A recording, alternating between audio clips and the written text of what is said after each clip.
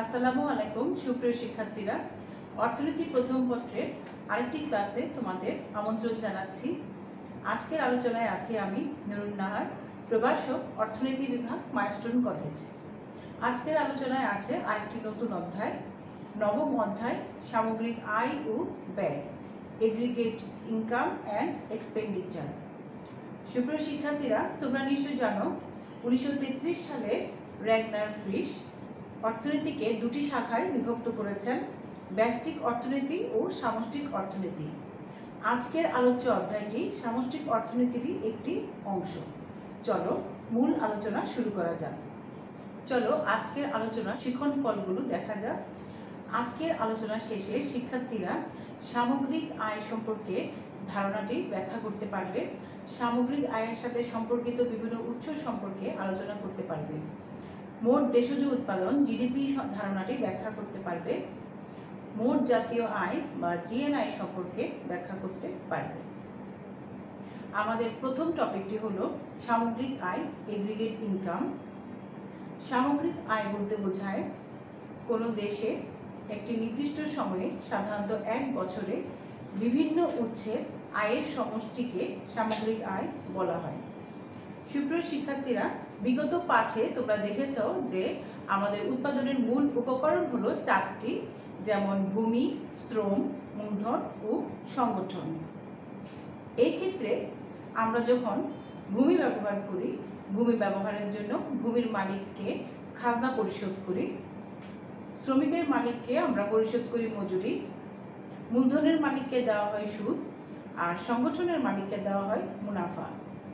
এখন সূত্রের আকারে যদি সামগ্রিক আয়কে আমরা উপস্থাপন করি, তাহলে সামগ্রিক আয় হলো মোট খাজনা যোগ মোট মজুরি যোগ মোট সুদ যোগ মোট মুনাফা, অর্থাৎ AI is equal to summation R plus summation W plus summation I plus summation small r। এখানে AI হলো সামগ্রিক আয় বা এগ্রিগেট ইনকাম, সামেশন R হলো মোট খাজনা, সামেশন W দ্বারা দেখানো হচ্ছে মোট মজুরি, সামেশন I দ্বারা দেখানো হচ্ছে মোট সুদ এবং সামেশন স্মল r দ্বারা দেখানো হচ্ছে মোট মুনাফা। তাহলে একটি দেশে উৎপাদনের উপকরণ সমূহের অর্জিত আয়কে আমরা যখন একত্রে যোগ করি, তখন সেই দেশের সামগ্রিক আয় হিসাব করা হয়। এখন আমরা আলোচনা করব সামগ্রিক আয় সম্পর্কিত বিভিন্ন ধারণা। আমাদের আলোচনার প্রথমে থাকবে মোট দেশজ উৎপাদন, যার ইংরেজি টার্মটি হলো গ্রস ডোমেস্টিক প্রোডাক্ট, সংক্ষেপে একে GDP দ্বারা প্রকাশ করা হয়। এরপরে রয়েছে মোট জাতীয় আয়, গ্রস ন্যাশনাল ইনকাম, যাকে সংক্ষেপে GNI দ্বারা প্রকাশ করা হয়। তারপরে রয়েছে নিট দেশজ উৎপাদন, নেট ডোমেস্টিক প্রোডাক্ট, যাকে NDIP দ্বারা প্রকাশ করা হয়। তারপরে রয়েছে নেট জাতীয় আয়, নেট ন্যাশনাল ইনকাম, যাকে সংক্ষেপে NNI দ্বারা প্রকাশ করা হয়। এরপরে রয়েছে ব্যক্তিগত আয় বা পার্সোনাল ইনকাম এবং ব্যয়যোগ্য আয় বা ডিসপোজেবল ইনকাম। আজকের আলোচনায় আমরা প্রথম দুটি, অর্থাৎ মোট দেশজ উৎপাদন বা GDP এবং মোট জাতীয় আয় বা GNI, এই দুটি বিষয়বস্তু আলোচনায় রেখেছি। চলো GDP কাকে বলে এবং সূত্রের মাধ্যমে GDP কিভাবে উপস্থাপন করা যায় এখন আমরা তা দেখব। মোট দেশজ উৎপাদন বা জিডিপির সংজ্ঞায় বলা যায় একটি দেশে কোনো একটি নির্দিষ্ট সময়ে, সাধারণত এক বছরে, দেশের ভৌগোলিক সীমানার মধ্যে অবস্থিত দেশে বসবাসরত নাগরিক ও বিদেশিদের কর্তৃক যে পরিমাণ চূড়ান্ত দ্রব্য সামগ্রী ও সেবা কর্ম উৎপাদিত হয়, তাদের আর্থিক মূল্যের সমষ্টিকে মোট দেশজ উৎপাদন বা GDP বলা হয়।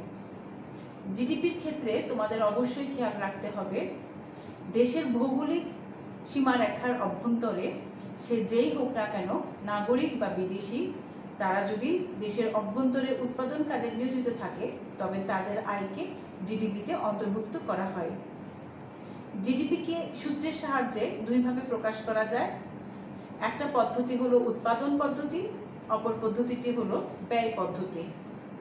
উৎপাদন পদ্ধতির সূত্রটি উপস্থাপন করা হলো।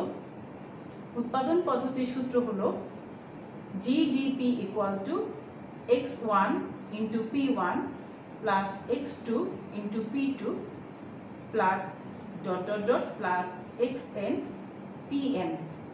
এখানে x1 থেকে xn হলো দেশের অভ্যন্তরে যে নাগরিক ও বিদেশিদের কর্তৃক দ্রব্য ও সেবা উৎপাদিত হয় তার মোট পরিমাণ। p1 থেকে pn হচ্ছে উক্ত উৎপাদিত পণ্য ও সেবার দাম। এভাবে উৎপাদন পদ্ধতিতে জিডিপি হিসাব করা যায়। জিডিপি হিসাবের আরেকটি পদ্ধতি হলো ব্যয় পদ্ধতি।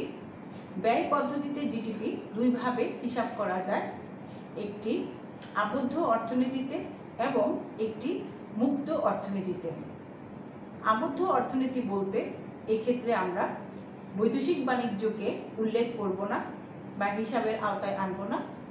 মুক্ত অর্থনীতিতে আমরা বৈদেশিক বাণিজ্যকে হিসাবে আনব। এক্ষেত্রে ব্যয় পদ্ধতির প্রথম সূত্রটি অর্থাৎ আবদ্ধ অর্থনীতিতে জিডিপির সূত্রটি হলো সি প্লাস আই প্লাস জি।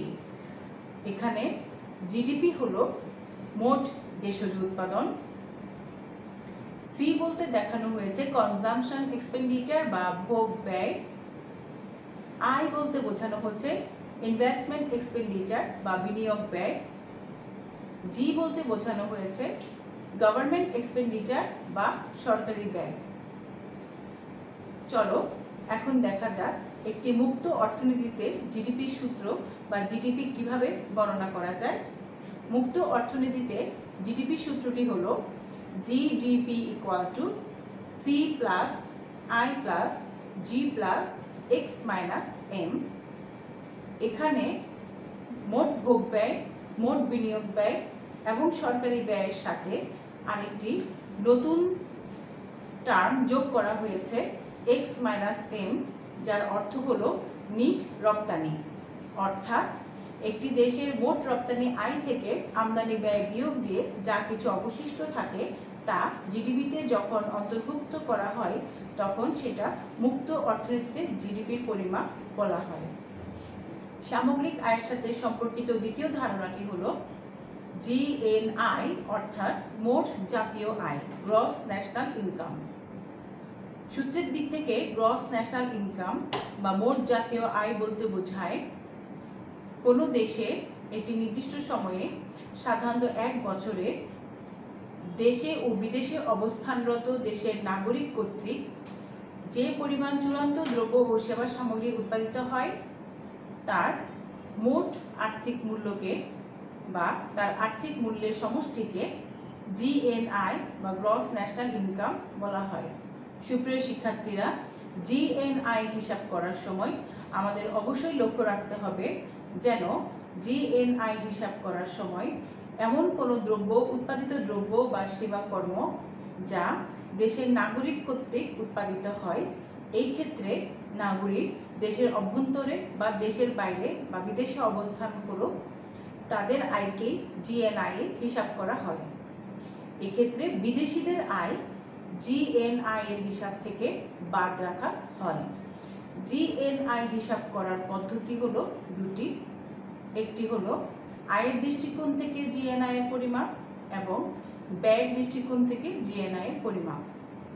এক্ষেত্রে আয়ের দৃষ্টিকোণ থেকে জিএনআই পরিমাপ করতে গেলে সূত্রটি হলো GNI is equal to summation R plus summation W plus summation I plus summation small R. দেখতে পাচ্ছ এক্ষেত্রে জিএনআই হলো মোট জাতীয় আয় বা gross national income, summation R মানে মোট খাজনা, সামেশন ডাব্লিউ বা মোট মজুরি, সামেশন আই বা মোট সুদ এবং সামেশন স্মল আর মানে মোট মুনাফা। যখন এগুলোর একত্রে যোগ করা হয় সেই যোগফল থেকেই জিএনআই বা মোট জাতীয় আয় হিসাব করা যায়। মোট জাতীয় আয় হিসাব করার দ্বিতীয় পদ্ধতি হলো ব্যয় পদ্ধতি।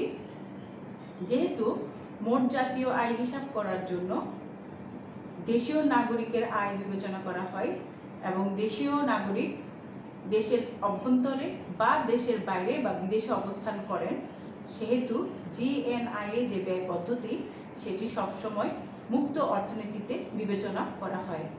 এক্ষেত্রে ব্যয় পদ্ধতিতে জিএনআই হিসাবের সূত্রটি হল GNI is equal to C plus I plus G plus X minus M.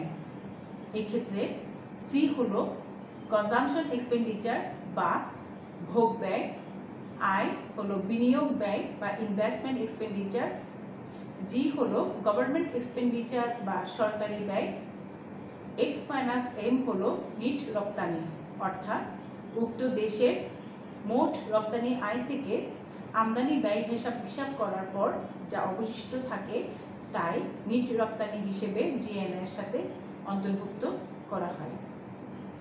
সুপ্রিয় শিক্ষার্থীরা, আজকের আলোচনায় আমরা সামগ্রিক আয় হিসাব করার দুটি পদ্ধতি আলোচনা করলাম। আজকের আলোচনা থেকে যে সম্ভাব্য প্রশ্নগুলো তোমরা শিখতে পারো তা হচ্ছে, সামগ্রিক আয় ধারণাটি ব্যাখ্যা করো, সামগ্রিক আয়ের বিভিন্ন ধারণা বা উৎসসমূহ আলোচনা করো, মোট দেশজ উৎপাদন বা জিডিপি ধারণাটি সূত্র সহকারে ব্যাখ্যা করো, মোট জাতীয় আয় বা জিএনআই ধারণাটি সূত্র সহকারে আলোচনা করো। আশা করি আজকের ক্লাস থেকে তোমরা যথেষ্ট উপকৃত হবে। আগামী ক্লাসে এই অধ্যায়ের বাকি অংশ আলোচনা দেখার আমন্ত্রণ জানিয়ে আমি আজকের মতো বিদায় নিচ্ছি। ধন্যবাদ সবাইকে।